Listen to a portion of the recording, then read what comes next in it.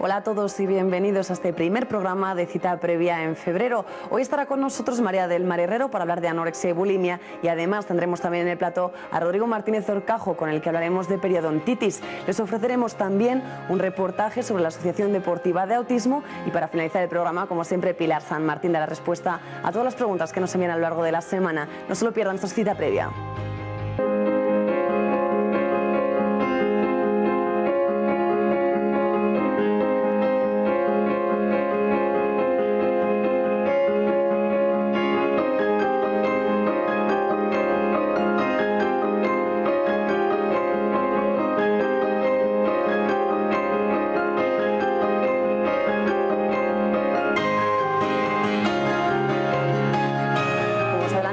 Vamos a abordar un tema un tanto complicado, pero vamos a intentar hacerlo con todo el mimo. Hablamos de anorexia y de bulimia con María del Mar Herrero. Muy buenas noches. Buenas noches. Y bienvenida a Cita Previa. Muchas gracias.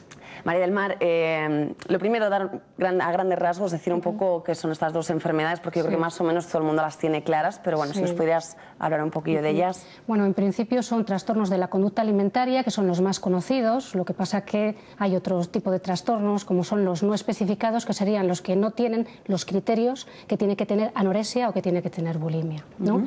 Entonces, pues entre estos estaría el trastorno por atracón, que aunque no se conoce tanto, no es por ello menos grave, ¿no?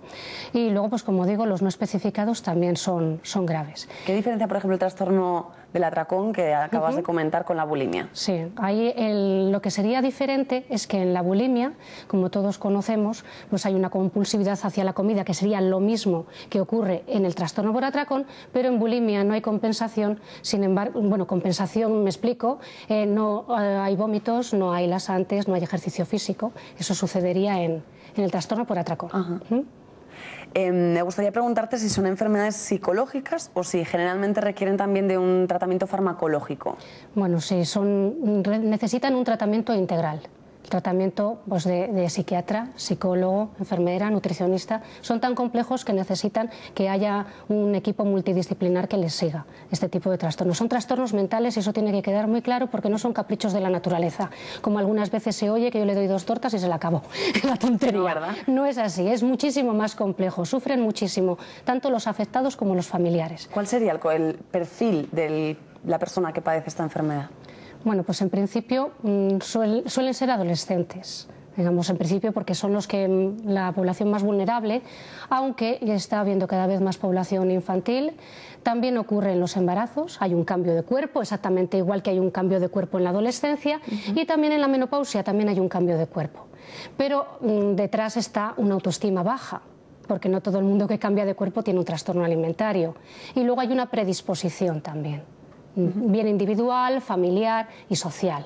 Luego dicen un poco que puede ser gente que se autoexige mucho. Sí. ¿Eso es verdad? Sí, sí. Bueno, la mayoría son muy perfeccionistas, luego además tienen un tipo de pensamiento de todo o nada, o lo consigo todo o no hay nada que conseguir.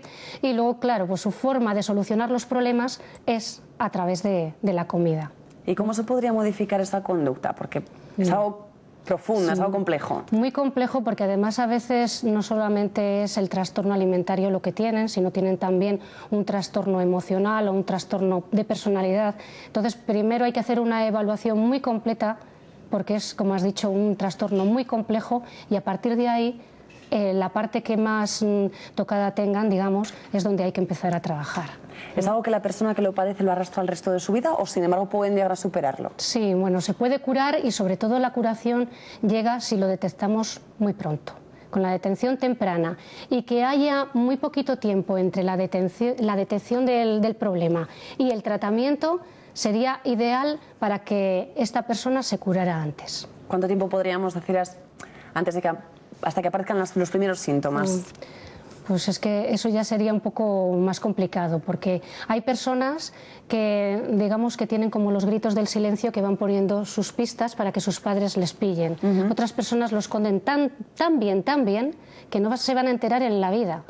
Entonces es muy difícil el saber cómo lo podríamos, si es fácil detectarlo o no. En algunas personas sí y en otras no. ¿Suele ser el propio enfermo el que reconoce que tiene un problema o por el contrario son los familiares y amigos los que acaban? Sobre todo en la anorexia. La anorexia es un problema en el que la persona no acepta que tiene una enfermedad. Como no hay una aceptación de la enfermedad, no hay motivación al tratamiento y cuesta muchísimo que esas personas quieran hacer un tratamiento. Aunque bueno, yo me he encontrado de todo, la verdad. Personas que tienen anorexia pero que quieren curarse a toda costa. ¿Suelen ser más mujeres o...? Porque también hay casos de hombres, ¿no? Hay más mujeres, lo que pasa que cada vez hay más hombres, porque hay otro factor, que es el factor social. Cada vez hay mayor presión, no solamente por la mujer, sino también por el hombre en su imagen. Hay casos de gente que igual nos ha podido escribir, además a cita previa, y nos ha comentado pues, que igual es un niño... Este sería el caso de un niño pequeño. Sí. Que cada vez que tenía que hacer algo que no le gustaba o que le podía poner nervioso, acababa por vomitar y que no se lo provocaba el niño, sino que ya le salía de una forma natural. Sí. ¿Puede estar ligado eso a una anorexia o a una bulimia? En principio, de momento no, pero digamos que posteriormente se podría desarrollar, pero en principio es otro tipo de diagnóstico. Aunque sí que hay problemas de niños que son comedores selectivos, que eso sí que está demostrado, que pueden tener un desarrollo de la anorexia cuando sean adolescentes. Sé que es complicado, pero a las familias, ¿qué claves se les puede dar para que puedan imaginar que un hijo pueda tener este tipo de trastorno? Sí, bueno, en principio hay quejas sobre el cuerpo. Empiezan a decir yo no quiero este tipo de alimento porque tiene grasas, empiezan a restringir bastante la alimentación, a veces incluso cortan en pequeños pedacitos el alimento, tardan muchísimo en comer, hay tantísimos, bueno, incluso el ir al baño, nada más comer, también podría ser otro. El hacer mucho ejercicio físico, lo que pasa que, claro, para verlo no siempre es fácil. Y luego no sé si es verdad, pero dicen que, por ejemplo, hay que fijarse en los dedos en algunos casos. Porque en algunos casos, cuando hay bulimia, se provoca en el vómito con los dedos, pero otras veces no. Otras veces utilizan otros tipos de métodos y no se va a ver de esa forma. ¿Y qué marcas tendrían esos dedos para que demostrasen que están provocándose así el vómito? Si se lo provocan con los dedos, se vería. ¿Pero qué es lo que vería exactamente? Un callo. Pero en el caso de que no utilicen los dedos, utilicen un cepillo de dientes o otro tipo de alimentos para poderse provocar el vómito, no se vería nada. María del Mar, en este sentido, los medios de comunicación, aparte también Internet, ¿están favoreciendo o, por el contrario, perjudican aún más a este tipo de personas? Claro, pues depende de lo que se vea en televisión. Si vemos las pasarelas y vemos las mujeres como son, que tienen sus formas, no son curvilíneas, son más bien andróginas, es decir, con forma de hombre, pues nos hacen creer que el cuerpo de una mujer no es curvilínea, sino rectilínea. Y entonces nos quieren hacer creer con eso que tenemos que llegar a ese tipo de imagen. Y eso puede crearnos una insatisfacción corporal, que al final esa insatisfacción puede llevar a un trastorno. Y como hemos dicho antes, tiene que haber muchísimas más variables que lleven al trastorno. Pero eso no ayudaría, por ejemplo. No ayudaría tampoco cuando se mete miedo, no solamente con los trastornos alimentarios, sino con la obesidad. Claro. Porque precisamente es uno de los criterios, tienen muchísimo miedo a la obesidad y ante ese miedo es cuando empiezan a restringir tanto la alimentación también. Ya por último, María del Mar, que nos quedamos sin tiempo, lamentablemente, entiendo que hay distintos niveles en la gravedad de este trastorno, pero ¿cuáles serían las primeras consecuencias que puede padecer una persona que tiene ese trastorno alimentario y a la larga qué consecuencias puede tener también en su salud? Bueno, en principio trastornos de corazón. Porque claro, cuando la alimentación deja de ser la correcta, la musculatura también se hace más pequeña y el corazón es el músculo más importante y entonces el corazón se podría ver afectado. Ahora, cuando empieza otra vez la alimentación correcta, es posible que no queden secuelas, no quiero decir que no ocurra. Luego la desaparición de la regla, pues lo mismo. Con una buena alimentación en la que haya grasas, porque las grasas están relacionadas con los niveles de estrógenos, los niveles de estrógenos es la hormona femenina que nos ayuda a tener la regla, pues se cortaría. Se cortaría, pero es que además también puede haber problemas de osteoporosis. Los huesos se pueden ver afectados, hay chicas con anorexia de 19 años que ya tienen osteoporosis, personas con bulimia que tienen los dientes ya afectados también, o incluso problemas en el esófago de vomitar. Son tantas las consecuencias físicas que bueno, para ellas en principio no tienen, para ellas lo más importante es tener una figura perfecta. Vale, muchísimas gracias y mucha suerte en vuestra tarea en la asociación. Gracias también a vosotros. Gracias por apoyar a todos estos enfermos. Gracias. Ahora vamos a cambiar de tema, les vamos a ofrecer un reportaje sobre la agrupación deportiva de autismo y deporte, que nos han tratado muy bien, así que no se lo pierdan. 1 de cada 110 niños en edad escolar sufre algún trastorno del espectro autista, unos datos de prevalencia muy altos que han aumentado un 60% en las 2 últimas décadas. Evitar su aislamiento es uno de los objetivos que persiguen desde las asociaciones. El deporte consigue algo que ninguna otra terapia ha logrado con el autismo: potenciar las relaciones con los demás, y eso en un joven autista significa que no viva aislado.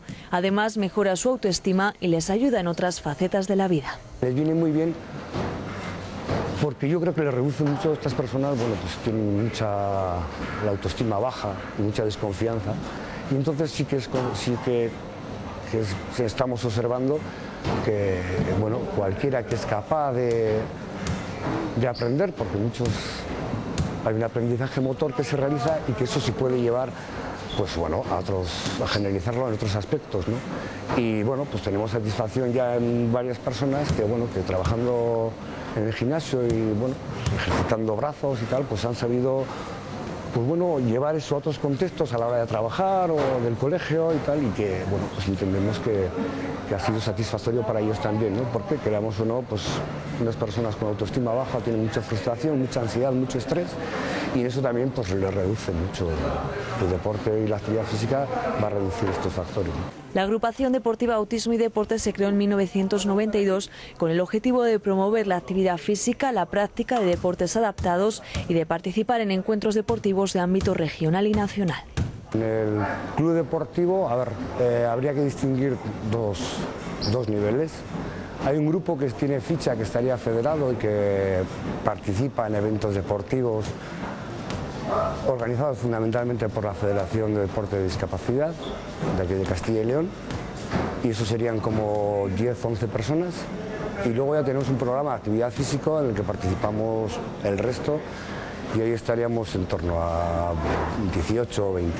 El objetivo que se persigue es que las personas con autismo desarrollen sus habilidades de autonomía y competencias sociales, al tiempo que se persigue que sean capaces de disfrutar al máximo y de forma provechosa de su tiempo libre. Nosotros hemos participado en lo que se denominan pruebas adaptadas, pues de cada disciplina. Por ejemplo, en atletismo o en natación estamos participando, fundamentalmente trabajamos en eso, y luego unos eventos de pruebas adaptadas, que es para gente de menor nivel, y en esos 3 campeonatos fundamentalmente participamos.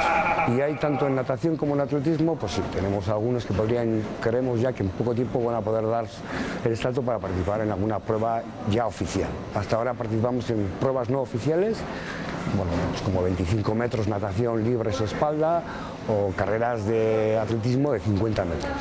No son profesionales del sector, pero su esfuerzo vale por 2. 4 horas a la semana entrenan para participar después en las pruebas adaptadas. Los métodos de enseñanza habituales aquí no valen. Es muy difícil para ellos hacer deporte de equipo, porque evidentemente ellos pueden hacer acciones técnicas de ese deporte casi bien. O sea, si imagináramos baloncesto, pues imaginemos que un chico puede botar perfectamente la pelota, incluso puede tirar la canasta bien o puede pasar. El problema está que el deporte de equipo hay que ponerse muchas veces en la situación del otro. Cuando alguien se desmarca hay que ver esas situaciones, y claro, para estas personas eso es complicado. Aparte que también sería incluso para ellos difícil comprender las reglas del propio juego, ¿no? Y por eso quizás el deporte individualizado, pues tanto atletismo como natación, pues son parcelas que están muy bien remarcadas. En natación la calle es, pues eso, está entre 2 boyas, y ellos saben, en el atletismo pasa lo mismo, ¿no? Entonces para ellos es menos complicado. El 3 y 4 de marzo acudirán a Salamanca a un campeonato de natación, pero tan importante como conseguir un premio a su esfuerzo es mejorar sus habilidades sociales.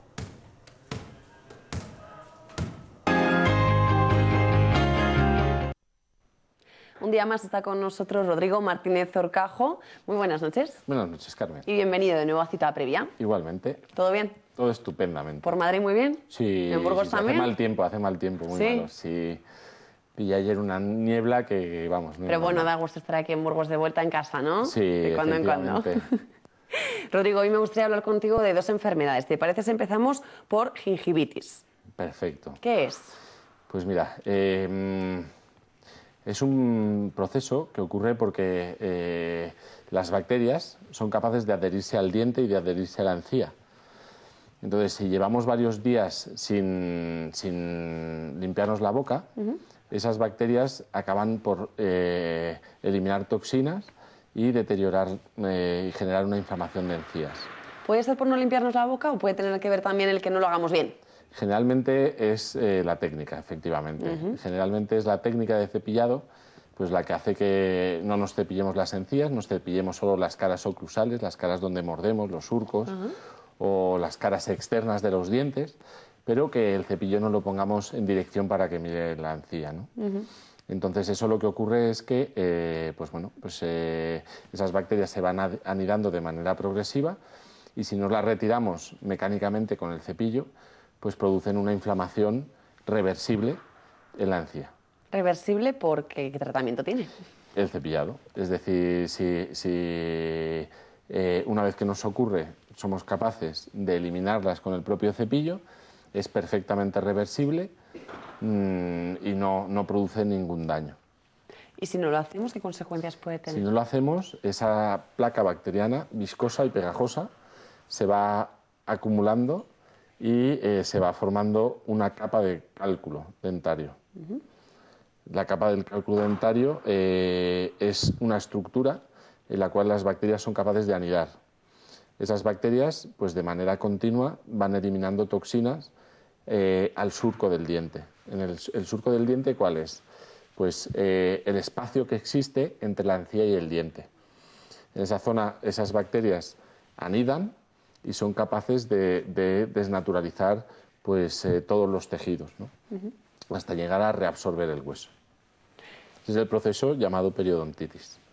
Periodontitis, entonces, por un lado está gingivitis, que es lo que es enfermedad por no... Es que no sé si lo entendía muy bien. A ver, por un lado está la gingivitis, que es, por así decirlo, lo que nos sucede cuando no nos lavamos bien los dientes o cuando simplemente no nos los lavamos.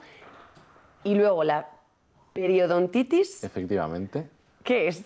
Bien, pues mira, la gingivitis es una lesión inicial, pero que realmente si nos cepillamos es perfectamente reversible, efectivamente. Pero si no lo hacemos, deriva en periodontitis. Si no lo hacemos, acaba efectivamente. ¿Y qué consecuencias tiene la periodontitis para nuestra salud bucodental? Pues la periodontitis ya tiene consecuencias irreversibles. Y ese proceso es porque esas bacterias han sido capaces de comerse el hueso y de generar defectos entre el hueso y el diente.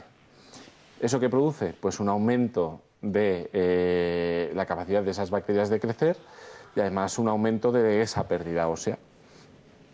¿Qué conlleva al final? Pues movilidad dentaria, supuración, infecciones y la pérdida del diente finalmente. ¿Se podría evitar entonces simplemente teniendo unos hábitos higiénicos?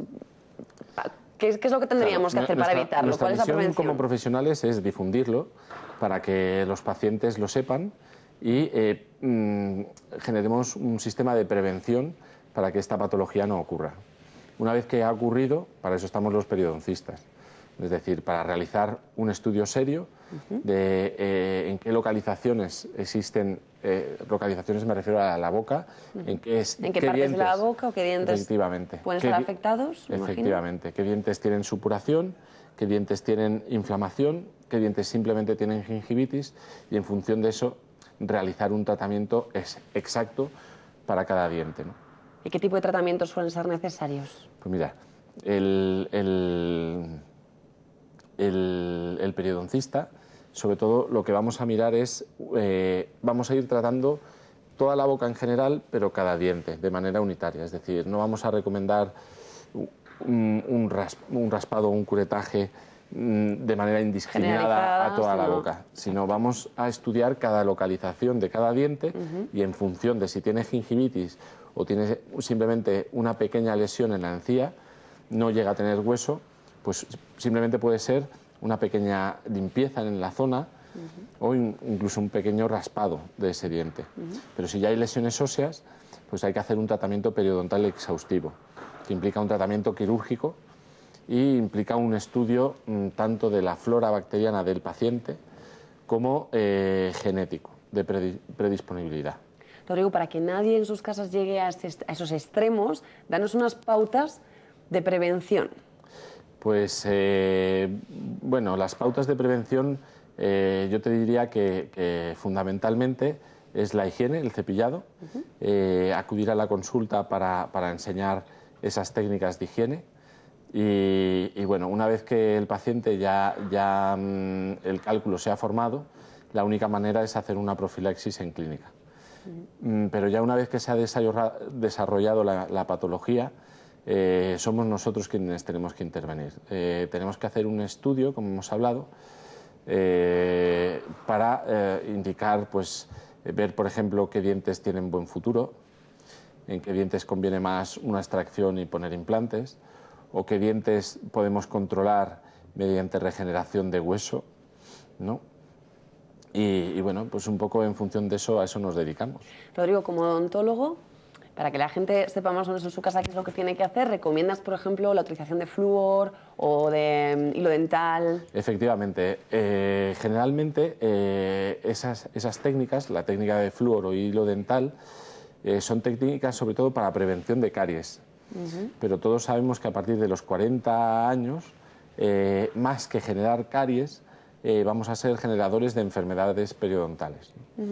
Y sobre todo porque estas patologías están más que contrastado, pues que tienen alteraciones cardiovasculares, ¿no?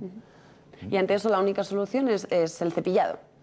Sí, el cepillado. No hay otros tratamientos, me refiero que los combines. Claro, cepillado y cada 6 meses acudir al odontólogo para evaluar en qué situación esté ese paciente, ¿no?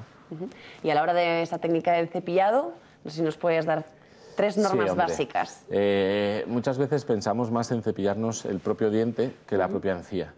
Entonces, sobre todo, inclinar las fibras en dirección hacia la encía, con unos 45 grados mirando hacia la encía y no frotar de manera horizontal, sino generar movimientos vibratorios y después hacer un barrido hacia abajo, ¿no?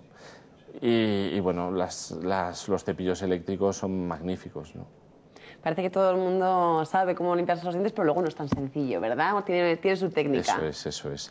Sobre todo, pues porque, fíjate, parece mentira, pero existen sobre todo 5 floras bacterianas que son las que producen esa patología, ¿no?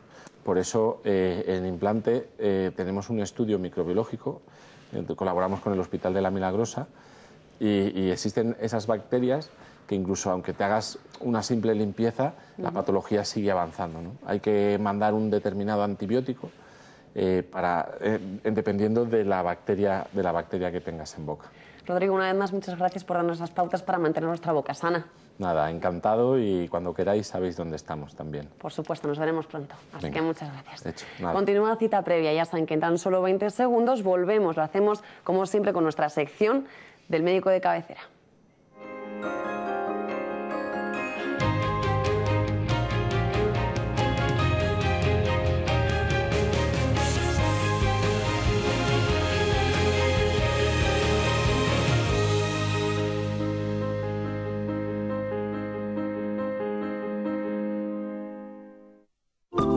Si para ti calidad de vida es poder comer unas nueces, masticar un chicle, sonreír sin complejos o no acabar el día con tus dientes en un vaso, definitivamente necesitas el mejor especialista en implantes dentales. Implante, el primer instituto dental avanzado de Burgos, en la Plaza Mayor. Implante, definitivamente.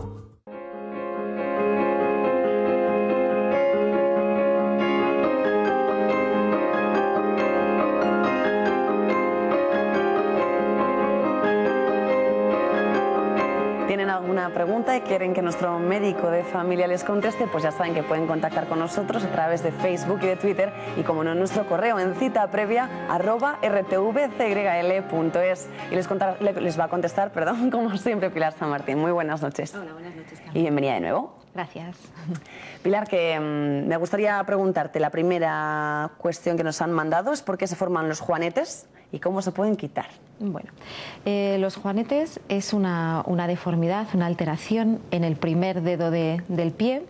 Entonces se produce la deformidad porque se desplaza los huesos de las falanges, se desplazan y hay un aumento en la cabeza del metatarso. Entonces sobresale, es como que sobresale, hay un bollito ahí que sobresale. ¿Por qué se produce ese desplazamiento? ¿Por qué se produce? Pues realmente no se sabe, porque antes se achacaba a los zapatos de tacón, sobre todo en las mujeres, pero hay muchas mujeres que utilizan zapatos de tacón y jamás han tenido juanetes. Parece que hay una cierta predisposición familiar y luego sí que puede estar un poco relacionado con el tipo de calzado que se lleva, pero bueno, a ciencia cierta tampoco se sabe qué es lo que produce los juanetes. Y ya no se me olvide que también nos han pedido que te pregunte cómo se pueden quitar.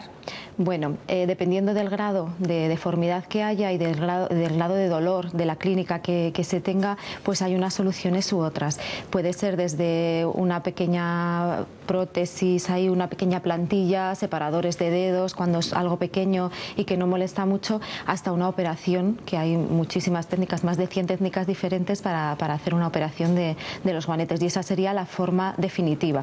Alus valgus es como se llaman los juanetes en realidad, ese es el nombre técnico. Algo muy común, pero seguro que la gente no conocía ese nombre técnico, ¿verdad? Yo creo que es un poco difícil.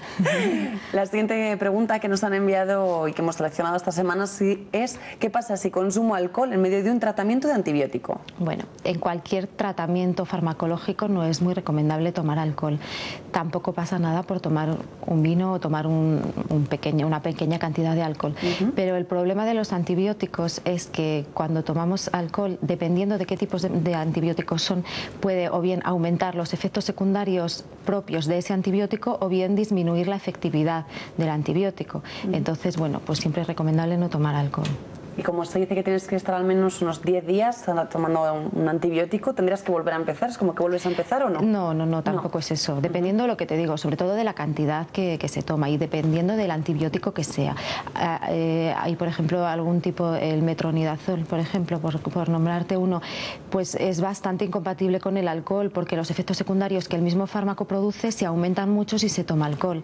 Entonces no sería recomendable por eso. Cuando son así, casos muy concretos o medicamentos muy concretos, el médico suele avisar, pero siempre en general pues no es recomendable porque puede disminuir la eficacia, entonces tampoco sería cuestión de volver a empezar, pero mejor no tomar el alcohol. Lo más sensato, guardarnos la copa de vino para otro día, que no nos va a pasar nada, ¿verdad? Así es. Otra de las preguntas que nos han enviado es si existe algún modo de disimular las estrías o de eliminarlas. Bueno, las estrías, para que todo el mundo lo sepa, porque a lo mejor hay alguien que no sabe lo que son las estrías, es una especie de cicatriz que se produce en la dermis cuando hay una rotura de fibras de colágeno o de elastina.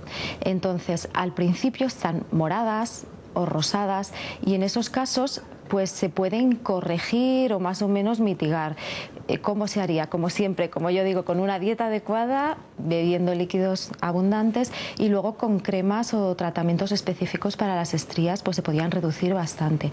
Una vez que ya están blancas, nacaradas, que ya están cicatrizadas y eso ya está rígido, ya está duro, pues el eliminarlas es muy difícil y sería con métodos quirúrgicos ya muy drásticos, pero eliminarlas del todo, pues complicado. O sea, que parece que cuanto más llamativas son es cuando más fácil es atacarlas. Cuando más fácil, sí, porque se están formando, aún están vascularizadas y hay forma de echarlo atrás, pero cuando ya están blancas, ya no están vascularizadas, ya están cicatrizadas, ya es una cicatriz y eso es ya muy difícil de quitar.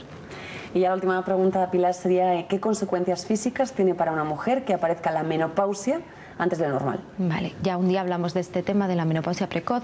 La menopausia precoz es cuando la función ovárica desaparece antes de los 40 años, se dejan de producir óvulos. Entonces, los síntomas que aparecen pueden ser sofocos, pueden ser mareos, pueden ser palpitaciones, dolores de cabeza, cambios de humor, alteraciones sexuales, pues tipo disminución de deseo sexual, sequedad vaginal.